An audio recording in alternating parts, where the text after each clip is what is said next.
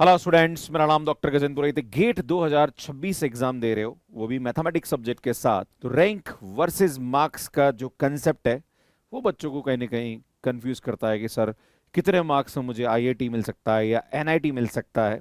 पहली बात। दूसरी बात, क्या सेफ स्कोर है अगर मैं आईआईटी से या एनआईटी से पीएचडी करना चाहता हूं या एमटेक करना चाहता हूं। इसके बारे में आज इस वीडियो के माध्यम से बताने की कोशिश करूंगा। 2025 गेट एग्जाम की एक रिपोर्ट जारी की गई है जिसमें जितने भी सब्जेक्ट के पेपर यहां पे होते हैं उनका एनालिसिस दिया गया है कि कितने स्टूडेंट्स ने एग्जाम दिया, किसका क्या क्या कैटेगरी वाइज स्कोर रहा, मेल कैंडिडेट फीमेल कैंडिडेट, पूरा बहुत अच्छा एनालिसिस है। अगर कोई स्टूडेंट इस एग्जाम की तैयारी कर रहा है तो उसको एनालिसिस जरूर देख लेना चाहिए ताकि उसको ये कॉन्फिडेंस आए कि हाँ, वो भी आईआईटी से एमटेक या पीएचडी कर सकता है। सुन बात करेंगे रिपोर्ट जारी की गई है, जो GATE exam last year IIT Roorkee ने ऑर्गेनाइज किया था उसकी तरफ से ये जारी की गई रिपोर्ट। इस रिपोर्ट का लिंक मैं आपको डिस्क्रिप्शन में दे दूंगा। मैं स्पेशली जो गेट मैथमेटिक्स के साथ देते हैं एग्जाम उनके बारे में बात करूंगा। पहला क्वेश्चन ये है कि सर गेट मैथमेटिक्स देने वाले स्टूडेंट्स होते कितने हैं। तो स्टूडेंट 16,953 स्टूडेंट ने गेट मैथमेटिक्स के साथ एग्जाम का फॉर्म भरा था। एग्जाम देने वाले स्टूडेंट 13,171 थे। इसमें इतने स्टूडेंट ने ये एग्जाम का फॉर्म भरा था। क्वालिफाइड कितने हुए थे, ये बड़ा इंटरेस्टिंग डेटा है। इसमें बहुत ही इंटरेस्टिंग डेटा है। 1357 बच्चे ही गेट एग्जाम क्वालिफाई कर पाए। और बहुत दुख का विषय यह है कि क्वालिफाई करने के लिए सिर्फ 25 मार्क्स की जरूरत थी। अगर आप गेट एग्जाम जनरल कैटेगरी के लिए क्वालिफाई करना चाह रहे तो 25, ओबीसी के लिए 22.5, एससी के लिए 16.6, है ना, ये हमारे पास थे। अब कितने स्टूडेंट क्वालिफाई हुए भैया? जनरल के 350 क्वालिफाई हुए, ओबीसी के 293 क्वालिफाई हुए और एससी एसटी के 153 क्वालिफाई। अब देख लो क्या लेवल का कंपटीशन है ना। सर गेट एग्जाम बहुत टफ है, सर हमसे नहीं होता है। भैया अगर ढंग से मेहनत कर लो तो मुझे लगता है यार 350 बच्चों में आना तो इजी है, जिस तरह से यहाँ पे नंबर्स नजर आ रहे हैं।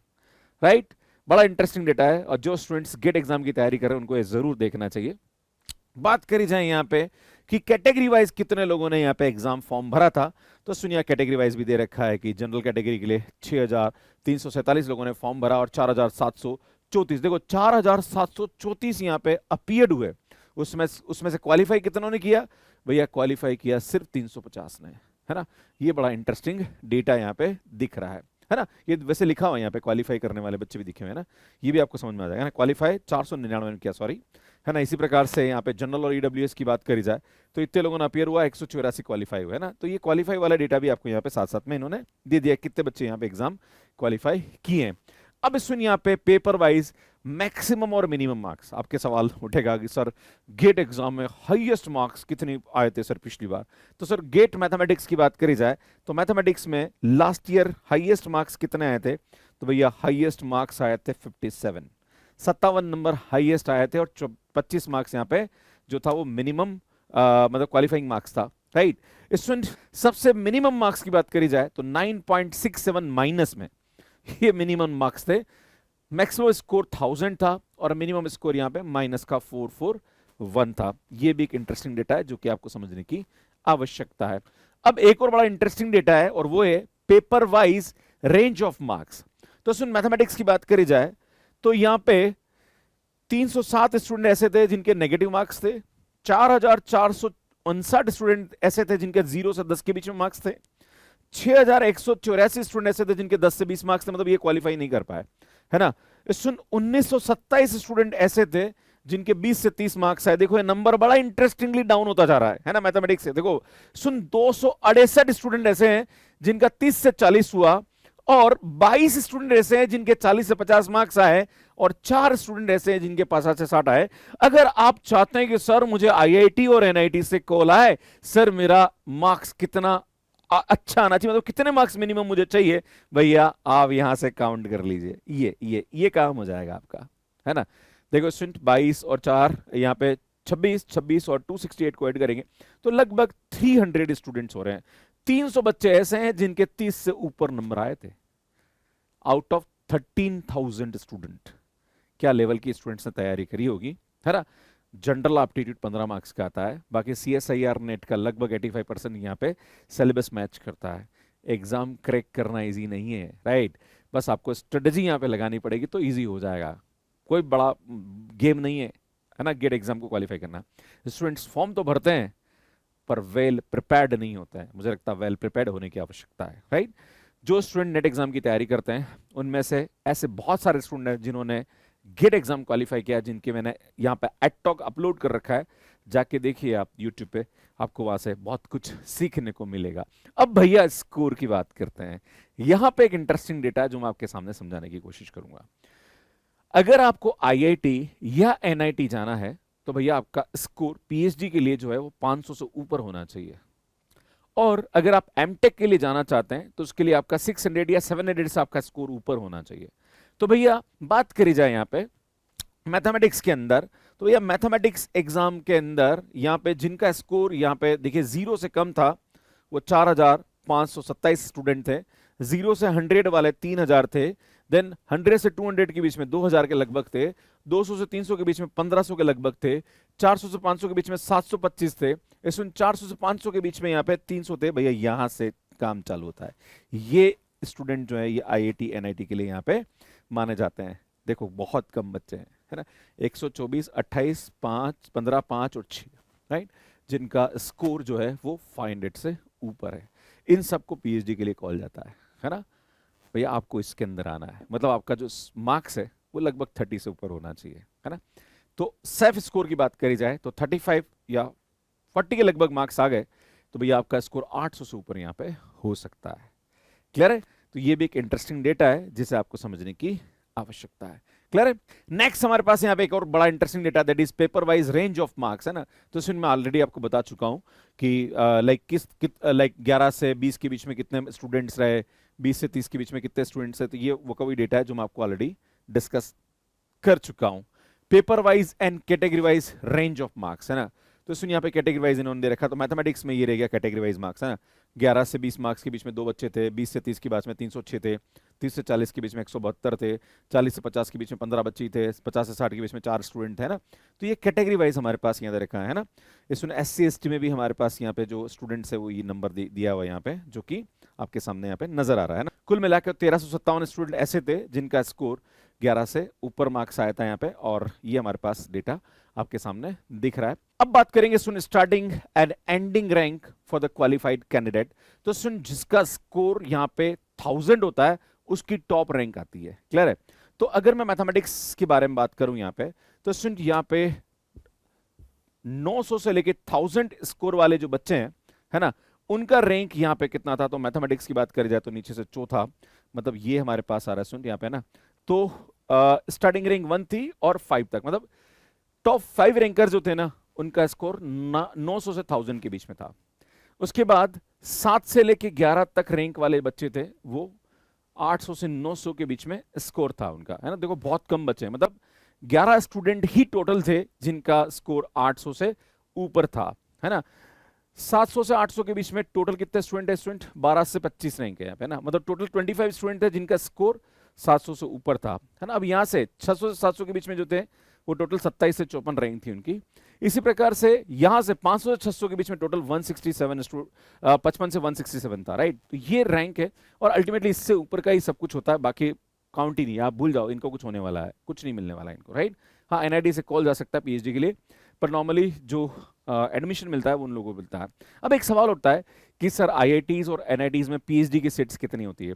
तो सुन IITs की बात करी जाए तो हर IIT के अंदर लगभग 6 से 7 सीट्स होती है PhD के लिए मैथमेटिक्स के, और अगर मैं NIT की बात करूं तो 2 से 3 यहाँ पे लाइक सीट्स होती है फॉर द PhD। अब मल्टीप्लाई करके देख लो कितना आ रहा है। क्लियर है? अगर मैं मास्टर्स की सीट की बात करूं जो कि MTech के लिए, तो वहां भी लगभग मान के चलिए कि 400 से 500 सीट्स इसके लिए भी होती है। पर प्रॉब्लम ये आ रही है कि क्वालिफाइड कैंडिडेट नहीं मिलते हैं, राइट। जिस तरह से यहाँ पे नंबर ऑफ क्वालिफाइड कैंडिडेट आप देख रहे हो, तो वहां पे क्राइटेरिया है कि भाई इतने स्कोर तक ही हम भेजेंगे, बाकी भेजेंगे नहीं। तो यहाँ पे क्वालिफाइड कैंडिडेट ही उनको नहीं मिलते हैं। क्लियर है? तो ये एक बहुत बड़ा चैलेंज है। तो मुझे लगता है कि जो स्टूडेंट्स गेट मैथमेटिक्स के साथ तैयारी कर रहे हैं तो उनको यहाँ पे पिक्चर क्लियर हो गई होगी कि एग्जैक्टली यहाँ पे हो क्या रहा है। Gender wise count of registered and appear and qualified candidate, है ना। तो जेंडर वाइज यहाँ पे दे रखा है, जैसे अगर मैं मैथमेटिक्स की बात करूं, है ना, तो मैथमेटिक्स के अंदर यहाँ पे रजिस्टर कैंडिडेट 8,709 थे फीमेल कैंडिडेट, और इतने बच्चों ने यहाँ पे अपीयर्ड हुए और इतने क्वालिफाई हुए। देखो फीमेल कैंडिडेट बहुत कम है, 457 फीमेल कैंडिडेट ही क्वालिफाई हुए, राइट। यहाँ पे मेल कैंडिडेट की बात करी जाए तो 899 यहाँ पे मेल कैंडिडेट क्वालिफाई हुए, है ना। बाकी अदर्स में तो यहाँ पे इन्फॉर्मेशन दे रखी है। इसमें बात करी जाए यहाँ पे gender wise and category wise count for the qualified candidate, ये पूरी कहानी मतलब बहुत अच्छा एनालिसिस दे रखा है। इसमें इसका पूरा लिंक मैं आपको यहाँ पे प्रोवाइड कर दूंगा। अब आपके मन में सवाल उठेगा कि सर गेट एग्जाम होने वाला है, आप हमें टिप्स दे दीजिए कि हमें तैयारी क्या करनी है। तो यार मैं आपको बताना चाह रहा हूँ, आपके लिए एक ही टिप्स है कि आप जनरल एप्टीट्यूड को अच्छा प्रिपेयर करो, प्लस जो सब्जेक्ट आपको अच्छा आता है, जैसे लीनियर अलजेब्रा है, एरिया एनालिसिस है, ओडी है, पीडी है, इंटीग्रल इक्वेशन है, एलपीपी है, ट्रांसपोर्टेशन असाइनमेंट है, वेक्टर कैलकुलस है, इंटीग्रल कैलकुलस है, जो जो टॉपिक आपको अच्छा आता है बस उसको देखने की जरूरत है। नए टॉपिक में मत घुसिए आप। जो टॉपिक आपको बिल्कुल नहीं आता है, जिसको आपने बिल्कुल नहीं पढ़ा, उसको देखने की जरूरत। अब बच्चा बोलेगा सर फंक्शनल एनालिसिस है, टोपोलॉजी है, लिबेग मेजर है, मत कर यार भाई, उसको नहीं करेगा तो भी तेरा काम हो जाएगा, राइट। यार 35-40 स्कोर लाना आप मेहनत करोगे तो इजीली हो सकता है, बस लगना पड़ेगा, करना पड़ेगा, राइट।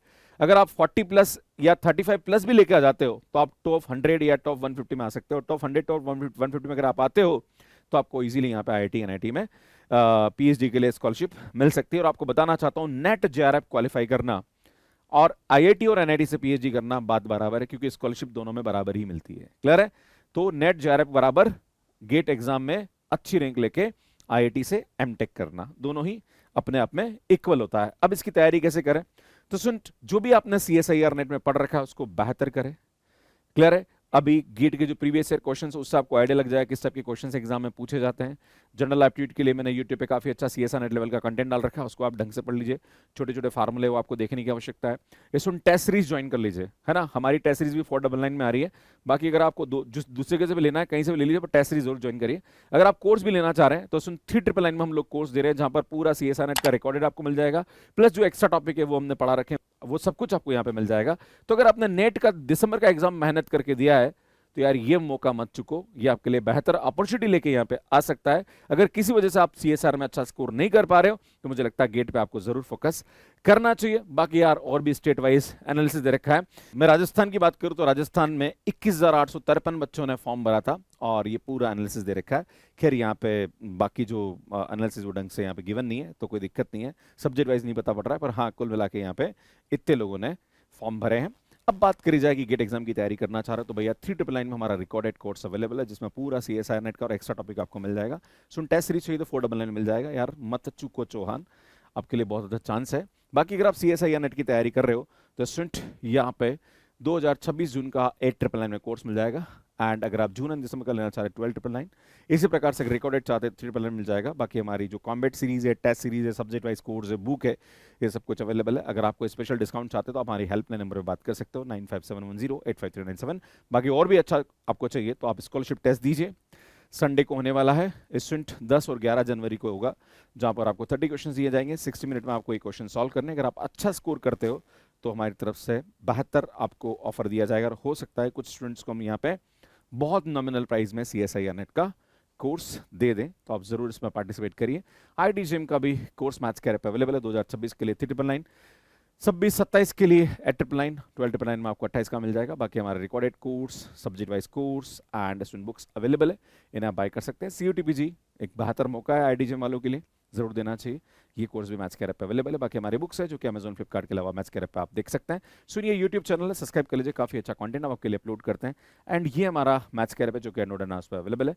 कैसे मैथ्स कैरेप पे सब्सक्रिप्शन लेना का वीडियो आप यहाँ पे जाके देख सकते हैं। बाकी इस आईआईटी जेम एनसीएसआई नेट पे काफी अच्छा कंटेंट हमने अपलोड कर रखा है, स्ट्रेटेजी वीडियोस भी है, वो आप यहाँ जाके देख सकते हैं, यहाँ जाके चैनल को सब्सक्राइब कर सकते हैं। धन्यवाद।